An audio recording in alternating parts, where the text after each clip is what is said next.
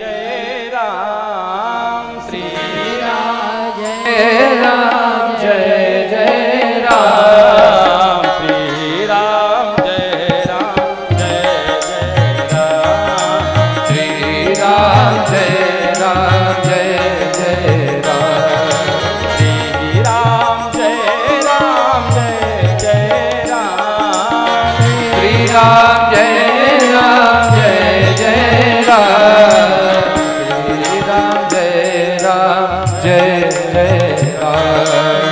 श्री राम जय राम जय जय राम जय राम जय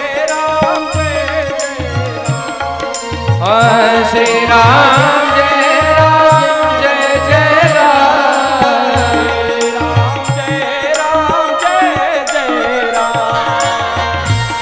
श्री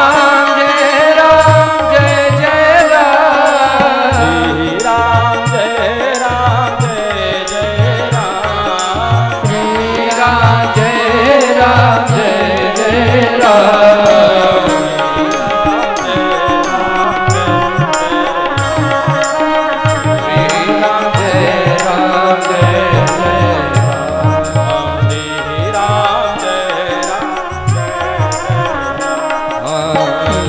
राम जय राम जय जय राम श्री राम जय राम जय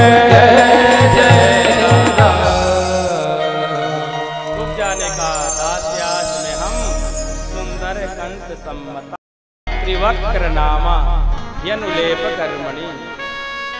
मेरा मैं कंस की दासी हूँ। त्रिवक्रा कुब्जा कोई शैलेंद्री भी कहता है। और इस चांदी में कटोरे में चंदन लेके महाराज कंस को, भोजपति कंस उससे बहुत प्रिय है, उसको लगाने का काम करती हूँ। पर आज मुझे ऐसा लग रहा है कि चंदन मैं आपको ही लगा दूं। भगवान ने कहा इसलिए तो हमने सुंदरी कहा है, किस लिए कहा है? और प्रभु आज कुब्जा ने भगवान की शाखाओं को चंदन लगाया।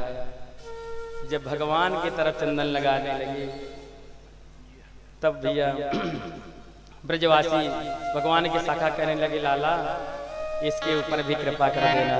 भगवान ने कहा चिंता न करो, अगर हमें कुछ देता कोई देता है ना तो हम उसको कई गुना बढ़ा के देते हैं। ये भगवान का संकल्प है। और जैसे चंदन लगाया उसने भगवान भाव से भर गए। कहा सुंदरी जी थोड़ा हमारे पीछे आगे आओ, हमारे पास आओ।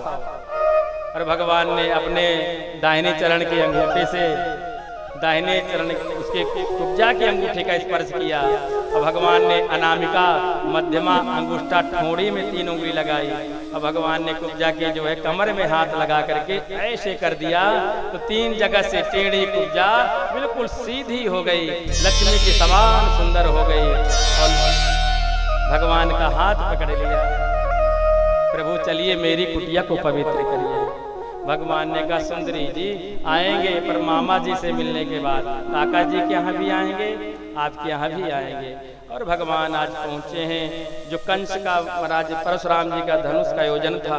भगवान ने करेण वामेन सलील मुद्रतम सज्जम जगृत्वा निमिषेण पश्यताम निर्णाम विक्रस्या प्रभवंज मध्यतो यथेक्षुदंडम मद करेयुरुक्रमा। करेण वामेन सलील मुद्रतम, भगवान ने जैसे कर माने हाथ वाम हाथ में धनुष को लिया ही कि महाराज लेते ही धनुष का खंड खंड हो गया है। बोले वृंदावन बिहारी लाल की जय। धनुष टूट गया, जोर से आवाज हुई। रंगशाला में कंस बैठा है अपने महलों में, धरती कंपायमान हो गई। भयंकर जोर से आवाज हुई। आज ऐसा लग रहा है जैसे प्रलय हो जाएगा। भैया उसी समय एक सैनिक गया, कहा महाराज आपने कृष्ण बलराम को क्यों बुला लिया? कहा क्यों, क्या हुआ? कहा उसने आते ही आपके धोबी को मार दिया, आपके दर्जी से बढ़िया कपड़े बनवा लिए, माली से बढ़िया माला पहन लिया, और वो काली कलूटी कुब्जा 3 जगह से टेढ़ी उसको लक्ष्मी के समान सुंदर बना दिया। परशुराम जी ने जो धनुष दिया था कोई तोड़ेगा नहीं, जो तोड़ देगा वो छोड़ेगा नहीं, वो धनुष भी तोड़ दिया। अब आपकी भी गारंटी खत्म। कंस भयभीत तो हो गया, डरने लगा कि मेरा काल लगता आ ही गया। पर एक सैनिक ने कहा, रे महाराज आप कहे डर रहे हैं? अरे इतने दिन से धनुष रखा था, जंग लग गया होगा तो टूट गया। कंस ने कहा तुमने बिल्कुल सही बात कही है, और मैंने कहा था ना एक दिन कि मूर्ख और ये शंख फूंकने से ही बजते हैं। और ये उसके बाद तुम्हें आ गया। आज भगवान रात्रि भर यमुना बाग में विश्राम किया। जैसे प्रातः काल हुआ रंगशाला तरफ पहुंचने लगे, उसी समय कुवलियापीड़ नाम का हाथी जो जरासंध ने अपने दामाद को दिया था दहेज में, जिसके मारा 10,000 हाथियों के समान बल था, वो सामने खड़ा होगा। भगवान ने कहा, ए महावत हाथी को हटाओ। महावत ने कहा स्वयं हटा लो ना श्री कृष्ण। भगवान समझ गए ऐसे नहीं मानेगा। भगवान ने हाथी की सूंड को पकड़ा, ऐसे घुमा करके छोड़ दिया, तो उसका भी गोविंदाय नमो नमः। और जैसे भगवान रंगशाला में पहुंचे हैं तो मल्ला नाम सने नृणाम नरवरा स्त्रीणाम स्मरो मूर्तिमान गोपानाम सुजनो सताम क्षितिभुजाम शास्ता सुपित्रो सितु मृत्युर्भोजपते विराट विदुषाम तत्वं परम योगिनाम वृष्णीनाम परदेवतेति विदितो रंगम गता साग्रजः। जैसे दोनों भाई पहुंचे हाथी का रक्त रंजित दांत लेकर के, तो मल्ला नाम सने नृणाम नरवरः, बड़े बड़े पहलवान, उन्हें ऐसा लग रहा है जैसे कोई बहुत बड़ा योद्धा हमारे सामने खड़ा है। स्त्री नाम स्मरो मूर्तिमान, स्त्रियों को भगवान ऐसे दर्शन दे रहे हैं जैसे कामदेव हो।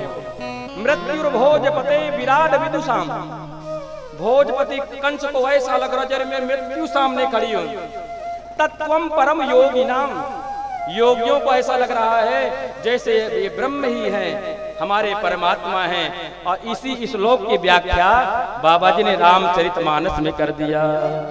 जाके रही भावना जैसी, जाके रही भावना जैसी, जाके रही भावना जैसे,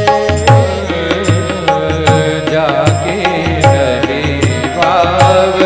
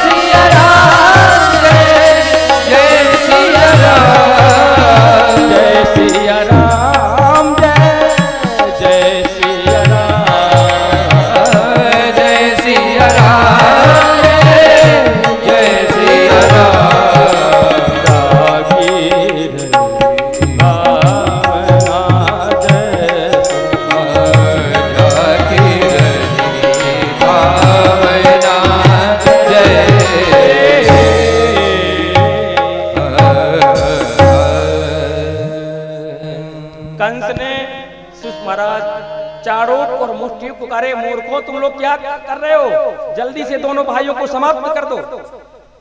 भैया दोनों बड़े बड़े मल्ल पहलवान, सुखदेव जी कहते राजन, चाणूक जो महामंत्री है कंस का, इतना बड़ा योद्धा कि 1,20,000 सैनिकों से अकेले लड़ता है, और मुष्टि कितना बड़ा योद्धा कि अगर मुष्टि मार दे तो भैया जमीन पर गड़ जाए। और देखिए शायद हमारे रामलीला के ही पात्र हैं, बहुत बहुत बड़े क्या प्रेम है। अभी रात में भी बजाएंगे। ये होती कला, जो संगीत का प्रेमी होता है ना, वो सो नहीं सकता है, वो आराम नहीं कर सकता है। अब बताइए रात में भी बजाना है, 4 बजे तक चलता है। पर चलिए आपकी भक्ति भाव को प्रणाम है, राम जी की कृपा ही है आप सबके ऊपर। बहुत बड़े बड़े महाराज, इतने बड़े बड़े योद्धा ललकारने लगे। भगवान ने कहा, अरे मामा जी थोड़ा तो लज्जा करो, आप इतने इतने बड़े पहलवान हो और हम कितने छोटे छोटे बालक हैं, हम आपसे कैसे लड़ेंगे। चारों ओर मुश्तिक कह रहे हैं कि देखो कृष्ण हमें बेवकूफ न बनाओ, हम सब जानते हैं। न बालो न किशोर बलश्चा बलिनाम वरहा लीले द्रोहतोए सहस्र दुप सत्वव्रत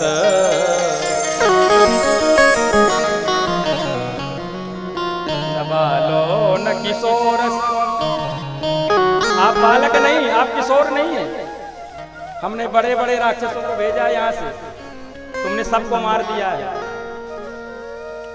भगवान ने कहा, मामा जी श्री राधे हाथ में गंगा जल लेकर के कह रहे, मामा जी जितने आपने भेजे सब मरे मराए गए, हमने तो पैर पकड़ के बस यमुना जी में प्रवाहित किया है। तो चारों मुश्किल कहने लगे, कृष्ण अरे बलराम हमसे युद्ध करो। और ऐसी बात कर दिया कि भगवान विवश हो गए। चारों ने कहा, अरे कृष्ण अगर जसोदा रानी का दूध पिया है तो हमसे युद्ध कर। अरे बलराम मुश्तिक ने कहा, अगर रोहिणी का दूध पिया है तो हमसे युद्ध कर। और जैसे दोनों भाइयों को ललकारा, सुखदेव जी कहते, राजन आज दोनों भाई ऐसे टूट पड़े जैसे सिंह अपने शिकार पर टूट पड़ता है। महाराज एड़ी से एड़ी, भुजा से भुजा, छाती से छाती, और महाराज मल्ल युद्ध कर रहे हैं इतने बड़े बड़े योद्धाओं से। क्योंकि भैया ये माँ का दूध है, बोतल वाला दूध नहीं माताओं बहनों, ध्यान रखना। माँ के दूध में शक्ति रहती है। अब तो जैसे बालकों का जन्म हुआ ना, तो अब माता भले ही ना बेचारी करे, पर जो सासू माँ होती वो कहेगी, लाल बच्चा हो जल्दी से एक बोतल ले आओ खरीद। बहू कमजोर हो जाएगी, ऐसी कमजोर है, बच्चा हुआ है, ऊपरी का दूध पिलाना, ऊपर वाला दूध। ध्यान रखना, ये भगवान ने जो दूध दिया है अपने क्षीर सागर से कनेक्ट किया है प्रभु ने, इसलिए बच्चों को अपना ही दूध पिलाना चाहिए भैया। क्योंकि अभी आपने दूध पिलाया बोतल में भर कर, गलती आपने किया है। अभी आपने दूध की बोतल दिया है और आगे चल करके फिर वो शाम के जाते हैं लाइन लगा करके। अब बताना हो तो बता दे, और जान गए तो समझ लीजिए। आपने दूध की बोतल दिया है बचपन में, और जब वो बड़े होते हैं तो महाराज लाइन में लगते हैं, फिर बड़ी बोतल पकड़ते हैं। इसलिए सावधान, बच्चों को अपना ही दूध पिलाइए। कहते एक श्रीमान जी जा रहे थे तो 2 नली बंदूक भी टांगे हुए थे, आगे बड़े कुत्ते भूख रहे थे। तो लोगों ने कहा नाम क्या है? तो कहा शेर सिंह। कहा पिता का नाम? कहा बहादुर सिंह। और कहा कंधे में क्या टांगे हो? कहा 2 नली बंदूक। तो कहा आगे बढ़ो। तो कहा कुत्ते भूख रहे हैं। बोले वृंदावन बिहारी लाल की जय हो। क्योंकि माँ का दूध नहीं है, इसलिए भैया ये शिक्षा लेनी चाहिए, हमें अपना ही दूध पिलाना चाहिए। आज भगवान ने चारूढ़ मुष्टिक का उद्धार किया, और भी राक्षस आए उनका भी कल्याण किया है। और भगवान तुरंत जो है कंस के महाराज सिंहासन के छलांग लगा करके चढ़े गए, और भगवान ने तुरंत कंस की चोटी पकड़ी। कंस ने कहा अरे भांजे लग रहा है, लग रहा है। भगवान ने कहा मामा जी सच में लग रहा है? हाँ भांजे। कहा मामा याद करो जब आकाशवाणी ने घोषणा किया था कि देवकी का स्तंभ गर्भ लाल तेरा काल होगा, तब मामा जी तुमने तुरंत मेरी मैया की चोटी पकड़ी। पति प्रग्रहणम कंसा माँ भास्याहा शरीर वाक अवस्या त्वमष्टमो गर्भो हंतायाम पासे बुधा। तब तो मामा तुमने नहीं सोचा कि मेरी मैया कितनी रोई होगी। अरे जाके पग नहीं फटी बिवाई तो कह जाने पीर पराई। जाके पग न फटे बिवाई तो कह जाने पीर पराई। जाके पग नहीं फटी बिवाई, जाके पग नहीं फटी बिवाई तो कह जाने पीर पराई। तो कह जाने पीर पराई, जाने पीर पराई।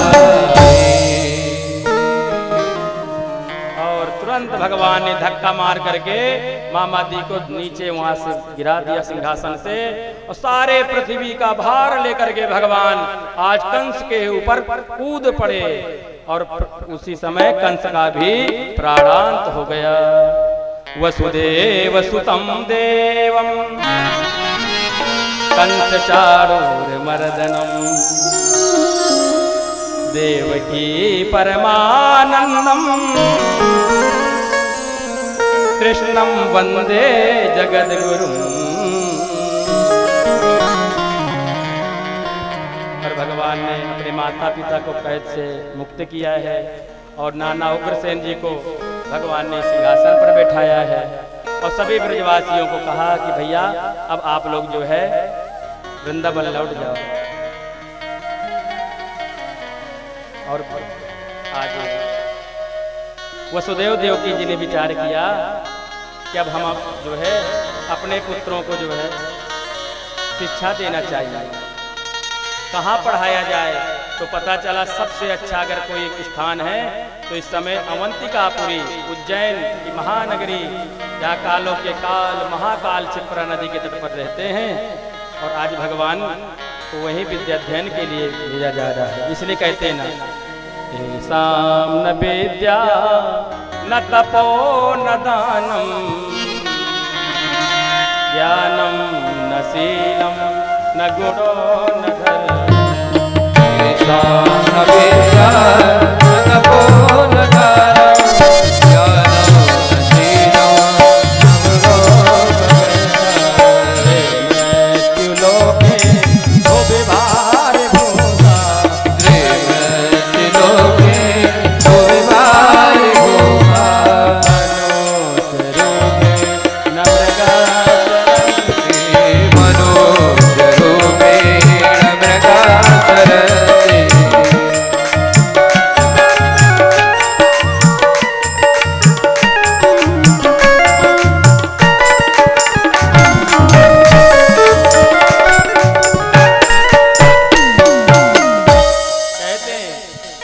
न विद्या न तप न दान न ज्ञान न शील न गुण न धर्म, जिसके पास नहीं है तो मनुष्य रूपेण मृगाश्चरन्ति, वो मनुष्य के रूप में पशु ही है।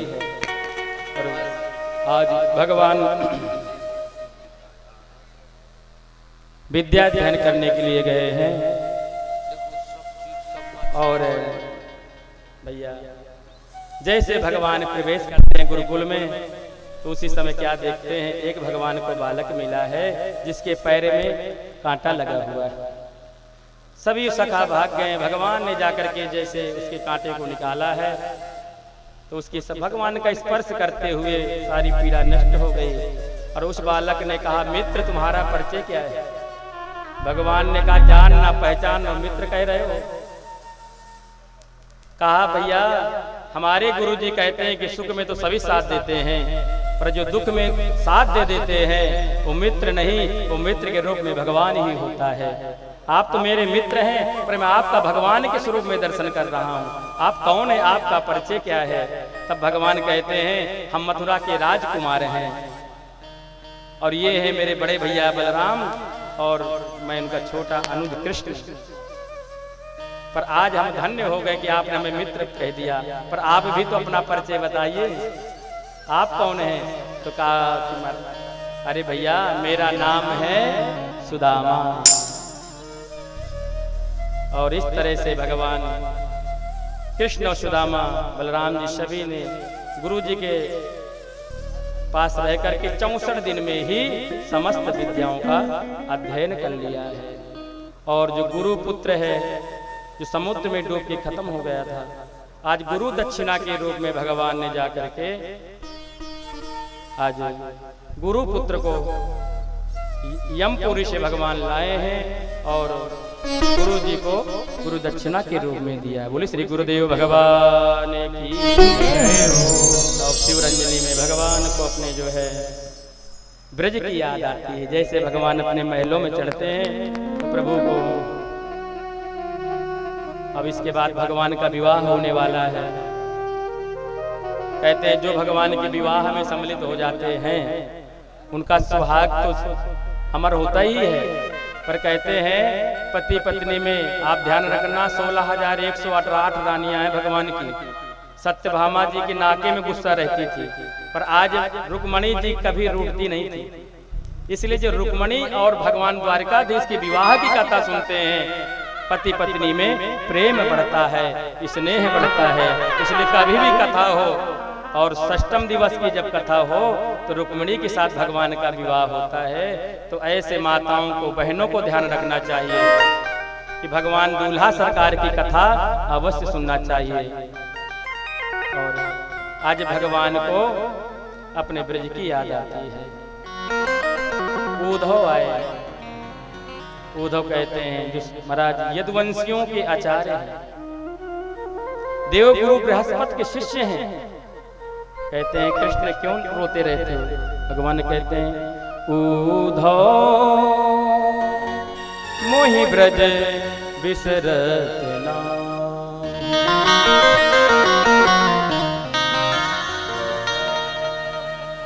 हंसे सुता को सुंदर कलरव और कुंजन की छाव।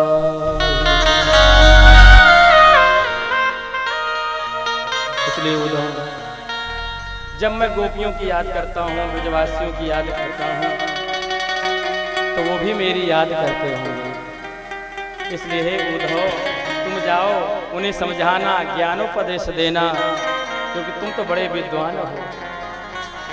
उद्धव मन में विचार करने लगे, अरे कृष्ण कहाँ भेज रहा है मुझे? अरे उन गोपियों के पास जो कभी प्राइमरी में पढ़ने नहीं गई।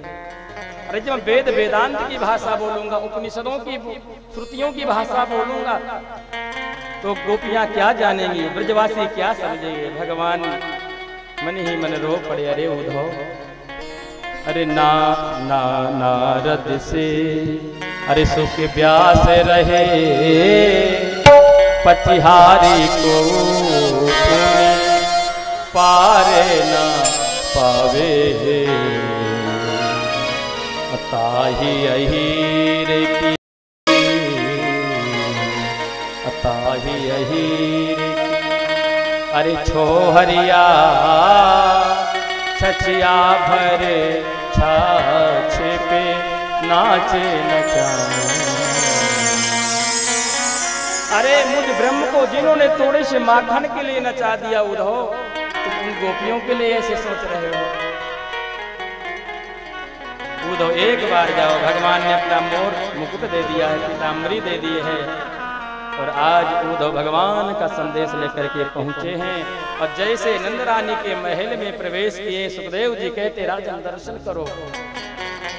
जब से भगवान मथुरापुरी गए हैं, मैया जसोदा ने अन्न का त्याग कर दिया है। राजन,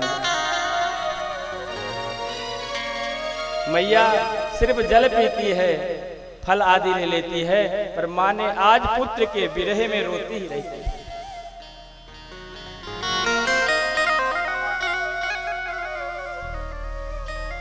बस नंद बाबा जसोदा रानी बस यही कहते कृष्ण कृष्ण कृष्ण।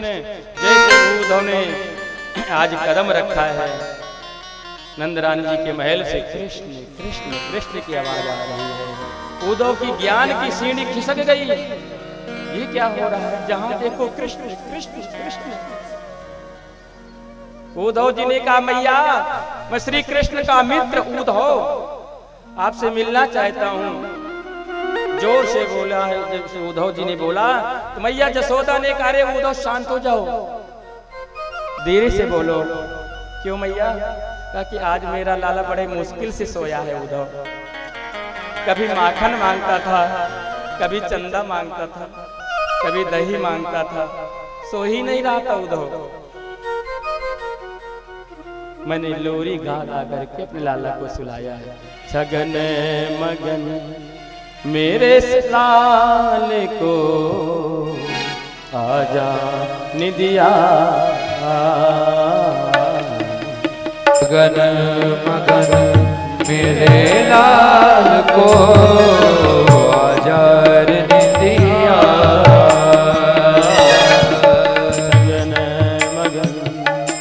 छगन मगन मेरे लाल को निदिया।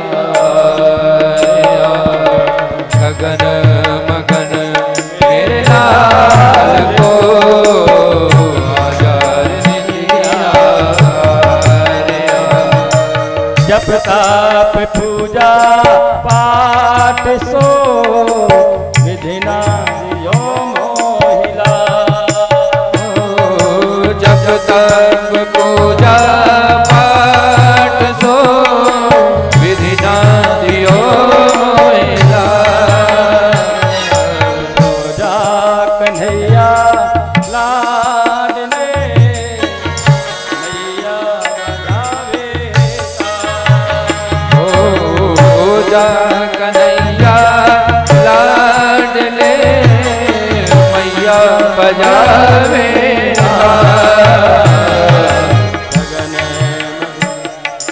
छगन मगन मेरे लाल को आजा निदिया।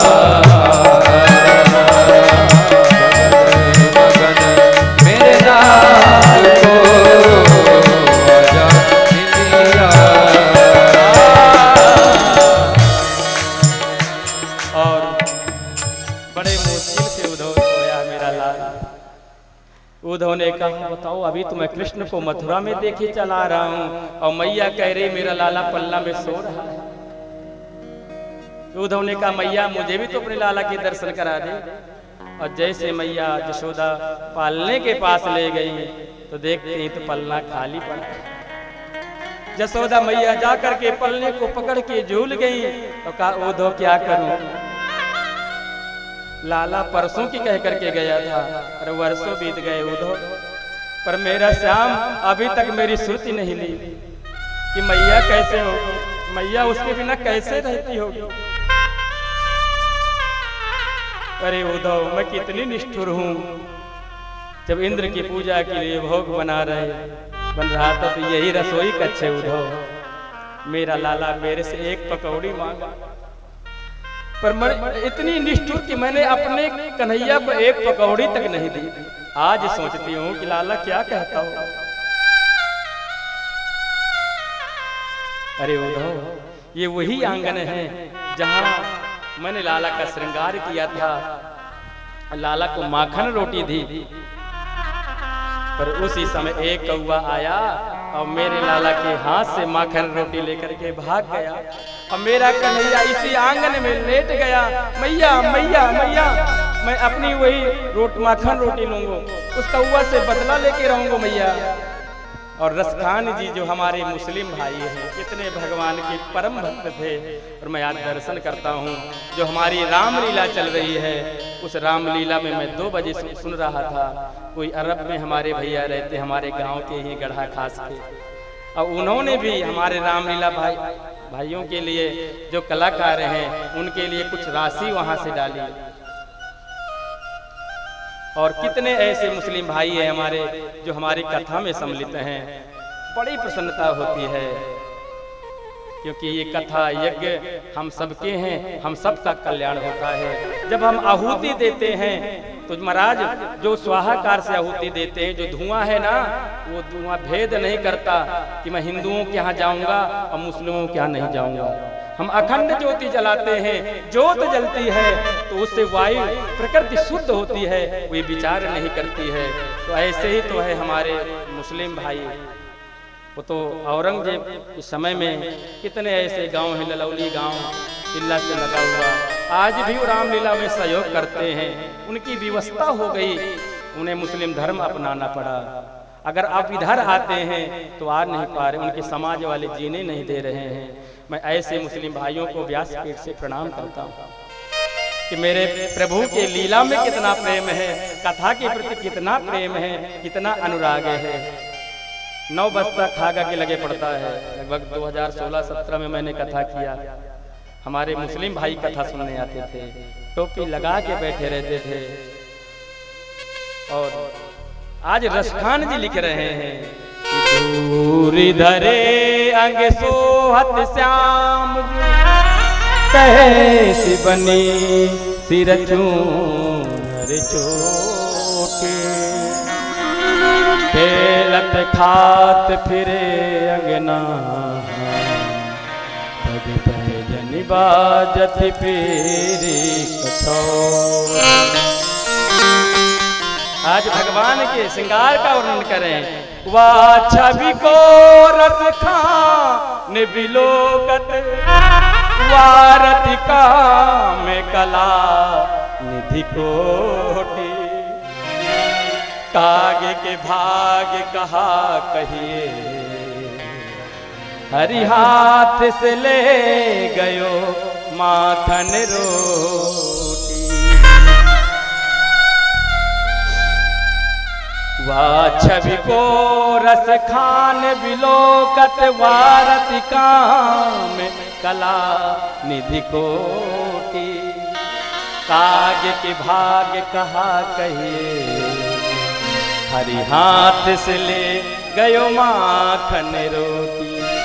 रसखान जी कहते हैं धन्य वो कौवा वो काग जो हमारे ब्रह्म से परमात्मा श्री कृष्ण के हाथ से माखन रोटी लेकर के चला गया। धन्य है। आज मैया यशोदा रो रही हैं और उद्धव ने दूर से ही प्रणाम किया, क्योंकि मैं क्या सोचा और क्या खाया। हे मैया, मैं प्रणाम भी नहीं कर सकता हूँ। रात भर नंद बाबा से चर्चा हुई, सारे ब्रजवासियों से उद्धव मिले हैं। अब निधिवन में जाते हैं, राधा रानी सभी गोपियां बैठी हैं। सुखदेव जी कहते हैं राधा रानी बीच में बैठी हैं और उद्धव एक वृक्ष के ओट में खड़े होकर के दर्शन कर रहे हैं। और भैया उसी समय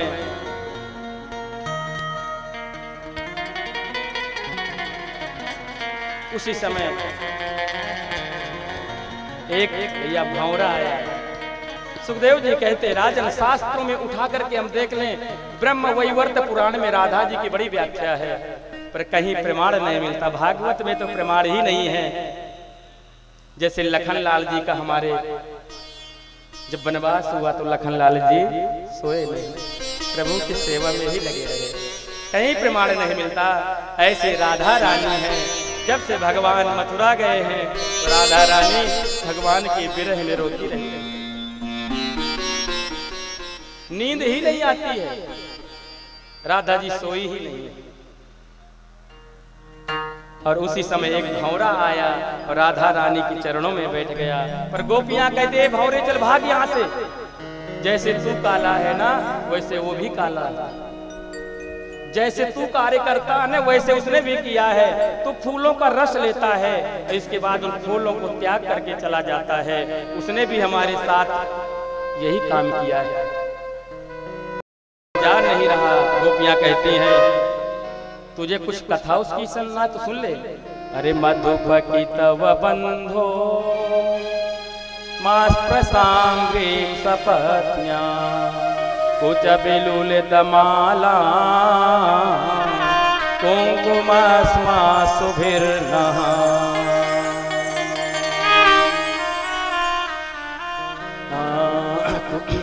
वहत मधुपते स्तन मानिनी नाम प्रसादम यदु सदा से विडम्ब्यम यस्य दूतस्त्वमीद्रक। अरे भौरे, उसकी प्रेम कथा सुनना है क्या तो सुन ले। अरे मृगौरीव कपीन्द्रम बिभ्यते लुप्त धर्मा। अरे बंदर आपस में लड़ते झगड़ते हैं, शांत हो जाते हैं, पर देखो उस कपटी को राम रूप में आया और सुग्रीव के बड़े भाई बाली को छिप करके मारा। मृगौरीव कपीन्द्रम, कपि माने बंदर, बिभ्यते लुप्त धर्मा। और स्त्रियम कृत विरूपाम, अरे वो सुरूपनखा विवाहित तो करने आई थी, पर देखो कैसे अपने लखन लाल से महाराज उसके नाक कान कटवा दिए। स्त्रियम कृत विरूपाम स्त्री जीता कामयाना। और सुनना, अरे राजा बलि को देखो कितना समर्पण था, पर बौना बन करके गया और सर्वस्व उसका छीन लिया। और जब ऐसे कहने लगी सुखदेव जी कहते उसी समय भौरा चला गया। सब गोपियां रोने लगी, राधा जी अगर इस भौरे ने जाकर के हमारे श्याम सुंदर से बातें बता दी तो उन्हें कितना दुख न होगा कि गोपियां क्या सोचती है मेरे विषय में। सब गोपियां राधा रानी रोने लगी, हे भौरा भैया आ जाओ, भौरा भैया आ जाओ। और उसी क्योंकि हमने ऐसे प्रेम में निकल गया, क्या करें, हम अपने को संभाल नहीं पाई। और उसी समय भौरा आया और राधा रानी के चरणों को पकड़ के बैठ गए। सुखदेव जी कहते हैं, हे राजन ये भौरा कोई और नहीं था, ये भौरा हमारे बांके बिहारी थे। जैसे गोपियां तड़प रही हैं ऐसे वो भी तो तड़प रहा है। आज भौरे के रूप में भगवान आए हैं और सभी गोपियों को प्रणाम करके जो है वहां से चले गए। उद्धव आए, उद्धव ने समझा, रे देवियों तुमने क्या स्थिति बना रखी है। अरे वो निराकार है, वो ब्रह्म है, साक्षात अखिल ब्रह्मांड के मालिक हैं, संभालो अपने को। अरे देवियों उनमें मन लगाओ तुम्हारा उद्धार होगा। गोपियों ने कहा, अरे उद्धव मन तो एक ही था और मन तो उन्हीं के साथ चला गया, अब दूसरा मन ही नहीं तो कहां से लगाएंगे। अरे उद्धव मन न भये 10 दिन, कहूँ तो सो गयो श्याम संग को आराधे। उद्धव ने कहा, राम राम राम, इनके पास मन ही नहीं है। उद्धव के पैरों के नीचे की जमीन खिसक गई। जब इनके पास मन ही नहीं है तो मैं क्या समझाऊंगा। गोपियां कहती, अरे कृष्ण तन कृष्ण मन, कृष्ण ही हमारो धन, आठों याम उद्धव हमें कृष्ण ही सुकाम। उद्धव तुम आए दौड़े, उद्धव तुम आए दौड़े, योग कौन जाने यहाँ रोम रोम श्याम है। उद्धव ने कहा, देवियों चिंता न करो, सूर्य अस्त बाद में होगा और श्री कृष्ण को तुमसे मिलने आना पड़ेगा। और आज उद्धव दौड़ करके गए। भगवान ने कहा, उद्धव तुम तो कह रहे थे 3 घंटे में आ जाऊंगा, 7 महीना हो रहे हैं। उद्धव ने बहुत भगवान को सुनाया, अरे कृष्ण तेरे अंदर दया नहीं, करुणा नहीं। देखो तुम गोपियों की क्या स्थिति, ब्रजवासी मैया जसोदा बाबा नंद की क्या स्थिति है। भगवान ने कहा, उद्धव नेत्र बंद करो। और कहा, नेत्र खोलो। जैसे नेत्र खोला है तो भैया राधा रानी सभी गोपियां भगवान के साथ हैं। कहा, उद्धव इनके बिना मैं नहीं रह सकता हूं, ये मेरे बिना नहीं रह सकती हैं। तुम्हें ज्ञान तो बहुत था पर तुम्हारे पास भक्ति की कमी थी, क्योंकि ज्ञान वैराग्य की मां है भक्ति। अगर महाराज ज्ञान वैराग्य के सहित अगर भक्ति नहीं है तो उसका फल नहीं है। ज्ञान वैराग्य भक्ति के पुत्र हैं। ज्ञान वैराग्य हो भक्ति ना हो महाराज तो भी जो है माता नहीं कहलाती। दोनों एक दूसरे के पूरक हैं। इसलिए ज्ञान पढ़ें लिखें मगर हमारे अंदर, क्योंकि सकल भुवन मध्य निर्धनास्ते धन्या, सारे संसार में हर जीव हर प्राणी दुखी है, सुखी कौन है? जिसके हृदय में भक्ति का वास हो। और सब लोग धन्य हो गए। अरे तीनों लोकन से न्यारी राधा रानी हमारी, तीनों लोकन से न्यारी राधा रानी हमारी, तीनों लोकन से न्यारी राधा रानी हमारी।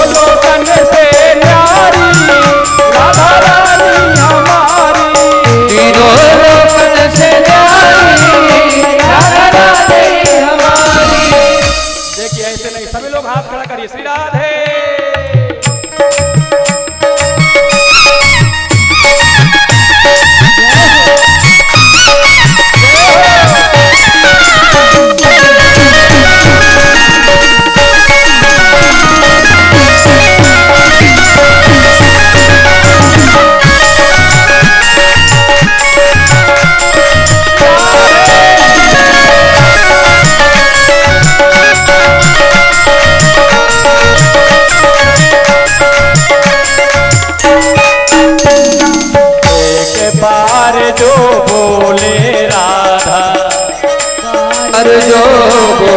राधा जाए जीवन की बाधा, जाए जीवन की बाधा। कृपा करो महारानी, कृपा करो महारानी राधा रानी हमारी।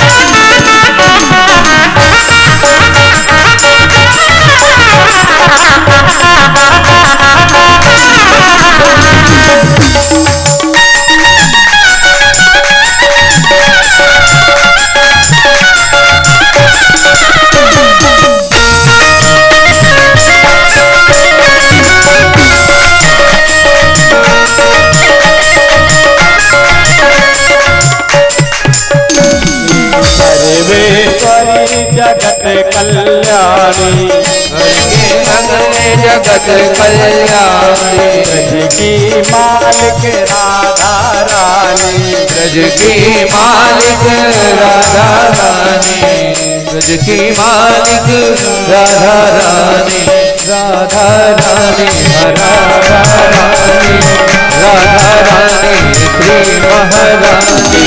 सर्वेश्वरी जगत कल्याणी, सर्वेश्वरी जगत कल्याणी, ब्रज की मालिक राधा रानी, ओ ब्रज की मालिक राधा रानी। जहाँ कोई जय हो, जय हो, कोई न रहता भिखारी, जय हो, हरि बोल राधा रानी हमारी।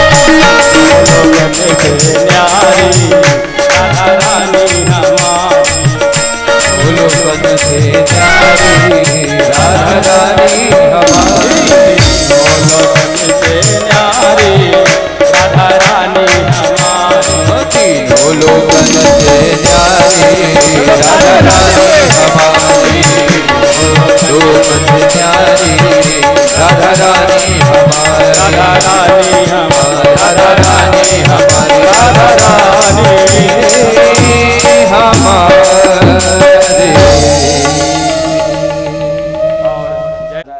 कुब्जा के भी घर भगवान गए, पवित्र किए दोनों घरों को। और अस्ति प्राप्ति चकम सस्या महिष्मौ भरतर्षभा, मृते भरतरि दुखारते ये यतोस्म पितुर्ग्रहान।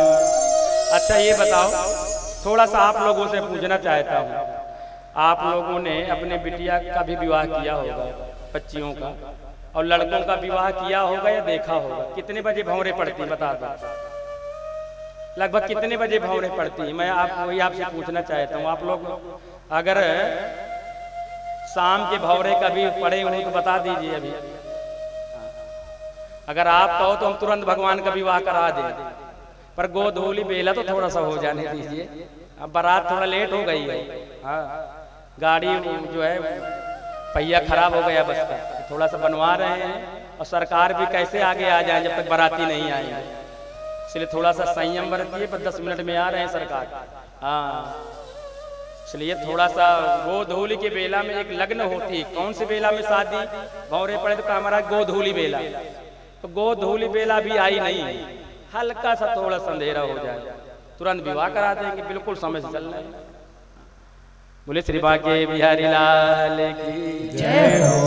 और भैया अस्ति प्राप्ति जो कंस की 2 पुत्रियां हैं, जाकर के अपने पिता जरासंध से कहा, पिताजी श्री कृष्ण ने आपके दामाद को मार दिया। जरासंध कुपित हो गया और 23 अच्छाउणी सेना लेकर के 1-2 बार नहीं, सुखदेव जी कहते राजन 17 बार मथुरा पर उसने आक्रमण किया। एक अच्छाउणी का मतलब होता है लगभग राजे 2.5 लाख। एक अच्छाउणी में 2.5 लाख सेना होती है।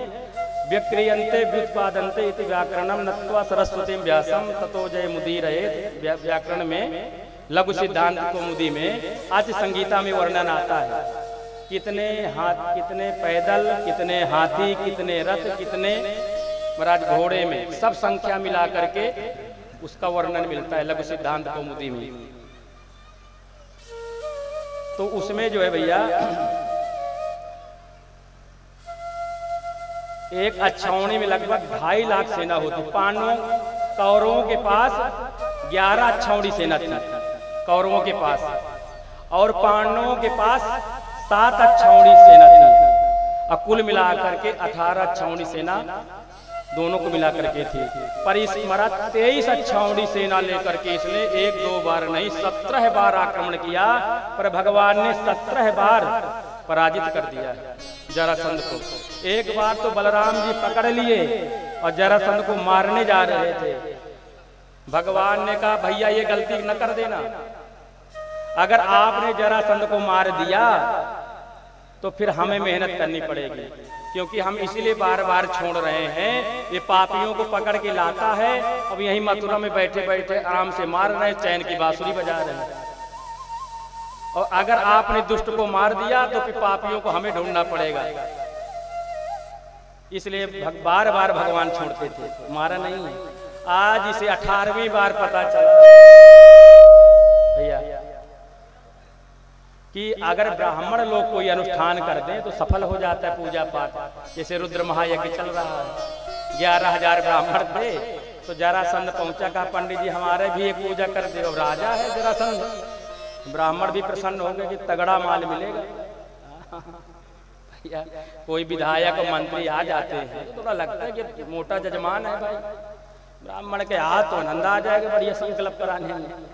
महाराज बताओ कौन सा संकल्प कराना है? बस यही है कि 17 बार हारा बैठा हूँ, अब 18वीं बार जा रहा हूँ, ऐसा करो कि इस बार हरा दूं।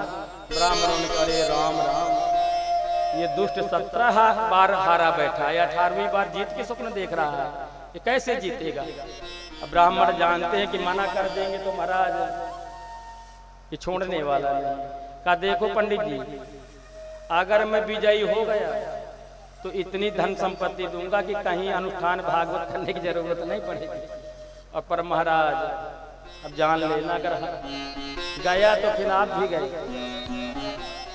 अब ब्राह्मणों ने यही गोमुखी कहते माला, पंडित जी लोग ऐसे ले लिया भैया, ब्राह्मणों ने ऐसे तो ले तो लिया ऐसे जो, पर जाप क्या कर रहे हैं?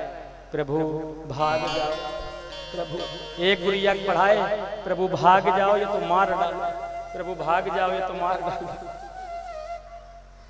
और भैया इधर काल यवन जो जरासंध का साथी है वो भी तैयारी कर रहा था। और भगवान ने इधर विश्वकर्मा भगवान का आवाहन किया। भगवान ने बोलिए विश्वकर्मा भगवान की जय। हे प्रभु आप जाकर के समुद्र के अंदर स्वर्णमयी द्वारिका का निर्माण कर दीजिए। और विश्वकर्मा भगवान ने जाकर के जल के अंदर स्वर्णमयी नगरी का निर्माण कर दिया है। बोलिए द्वारिकापुरी की जय। तो भैया अब इधर जो है जरा काल यवन ने भगवान को मारने के लिए दौड़ पड़ा, पर भगवान भागते जा रहे हैं और एक गुफा में प्रवेश कर गए। उस गुफा में एक श्रीमान जी सो रहे थे। भगवान ने अपना पीताम्बर उन्हीं के ऊपर डाल दिया और एक काल यवन समझ गया कि श्री कृष्ण ही है। और जैसे चरण का प्रहार किया तो महाराज श्रीमान जी के नेत्र खुल गए और ये जल करके जो है कालेवन भस्म हो गया। भगवान ने कहा श्रीमान आप कौन है, आपका परिचय? तो कहते मैं महाराज यूनाश, सूर्यवंशी राजा यूनाश, और यूनाश के पुत्र मानधाता का ही पुत्र हूं मैं, मुचकुंद। हे प्रभु मैं देवताओं की तरफ युद्ध करने के लिए जाया करता, उनको विजय श्री दिलाने के लिए। तो देवताओं ने कहा कुछ मांग लो। तो कहा महाराज मैं थक गया हूं, सोना चाहता हूं, इसलिए मुझे कोई डिस्टर्ब न करे, कोई जगाए ना। कहा जाओ सो जाओ, और जो लोग भी तुम्हें जो भी कोई डिस्टर्ब करेगा जगाएगा वो जल करके भस्म हो जाएगा। ये रहस्य प्रभु जानते थे, इसलिए भगवान ने आज जो है कालेवन को इस तरह से समाप्त करवाया है। अब जरासंध चढ़ाई करने के लिए आ रहा है। भगवान ने कहा बड़े भैया भाग लिया जाए तो कैसे रहे?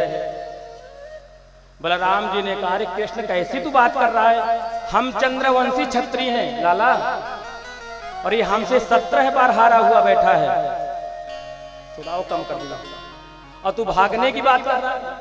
भगवान ने कहा अगर भैया नहीं भागेंगे ना तो ये हमारे ब्राह्मण देवताओं को मार देगा, और भैया अगर हमारे ब्राह्मण मर गए तो भैया कौन कहेगा भागवत, कौन कराएगा यज्ञ, कौन करेगा पूजा?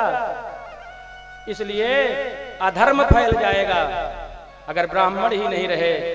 कितने ऐसे लोग भेष बना लेंगे, चंदन लगा लेंगे, पोथी पत्रा टांग लेंगे, बताने लगेंगे, पूजा कराने लगेंगे, क्योंकि जिसका जो धर्म है उसी को कराना चाहिए।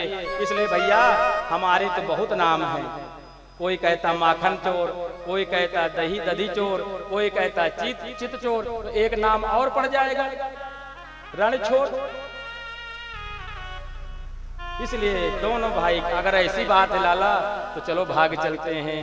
और 11,000 योजन ऊपर प्रवर्षण पर्वत पर दोनों भाई छलांग लगा करके चढ़ गए, और जरासंध हंसने लगा, रणछोड़ रणछोड़ भाग गयो भाग गयो भाग गयो।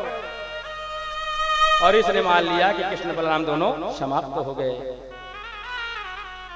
और भगवान पर्वत से नीचे आए, और रातों ही रात भगवान ने समस्त मथुरापुरी से यदुवंशियों को सब लेकर के भक्तों को और द्वारिकापुरी में ही आ गए। बोलिए श्री द्वारिकाधीश भगवान की जय हो।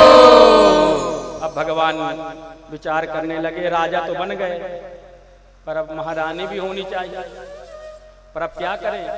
बलराम भैया बैठे हैं,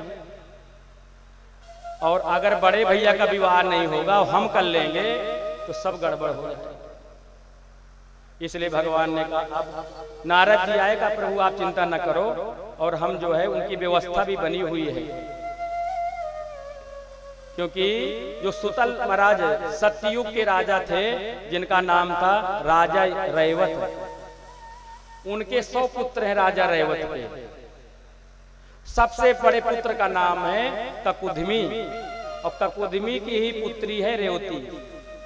तो राजा रैवत की जो है पौत्री है रेवती। भागवत के 9वें स्कंद में 3रे अध्याय में 29 श्लोक में आप लोग देख लेना। भागवत आप पढ़ के देख लें खोल के। कुछ लोग कह देते हैं कि रैवत राजा की पुत्री है रेवती, तो रैवत जो है उनके बाबा है रेवती के। तो मैंने आपको बताया कि भागवत के 9वें स्कंद के 3रे अध्याय का 29 श्लोक में वर्णन है सूर्यवंश, उसमें पढ़ लीजिए आप। तो इसलिए ककुधमी की पुत्री है और रैवत महाराज की नातनी है। तो सतयुग की बात थी, कोई वर ही नहीं मिला रेवती महारानी के लिए। तब ककुधमी बड़े चिंतित हुए, ब्रह्मलोक में गए और वहां नाच गाना चल रहा था। जब बंद हुआ तो ब्रह्मा जी ने कहा, बेटा कैसे आए हो? कहा, प्रभु ये बताइए कि मेरे बिटिया के लिए कोई दूल्हा बनाया कि नहीं बनाया है आपने? कहा, देखो, क्योंकि मैंने देख लिया कहीं वर नहीं मिला है। और जब से तुम यहाँ आए हो ना ककुधमी ब्रह्मलोक में, तो यहाँ का समय और मृत्यु वहाँ का समय बहुत बड़ा अंतर है। तुम्हारे आते ही यहाँ हमारा सतयुग चला गया, जब से तुम यहाँ खड़े हो। त्रेता चला गया, द्वापर का अंतिम चरण चल रहा है, चले जाओ। इस समय भगवान ने नई नगरी बसाई है द्वारिकापुरी, उनके बड़े भाई हैं बलराम जी, उन्हीं के साथ तुम्हारी कन्या का विवाह होगा। विवाह तो हो गया भैया, पर आप सतयुग की हैं, 2 हाथ बड़ी रेवती महारानी। अब जहां से निकले बलराम जी तो द्वारिकावासी तो अंदर ही अंदर हंसते रहते थे, हिम्मत नहीं पड़ती थी। महाराज हल मूसल लिए रहते हैं, पर हमारे भगवान को कौन रोक सकता है? वो तो बहुत महाराज कहते थे, अरे बड़े भौजी के हाँ, अरे बड़े भौजी के बड़े विकट ढंग हैं।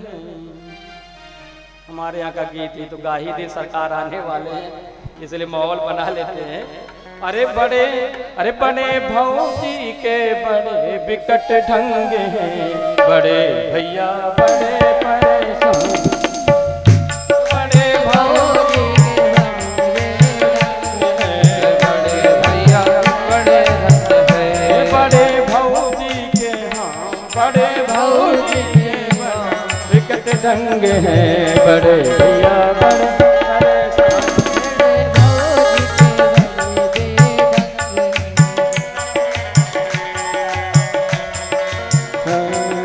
यमुना में स्नान करती, यमुना में स्नान करते, भैया को रोज बनाती, भैया को रोज बनाते, यमुना में स्नान करती, यमुना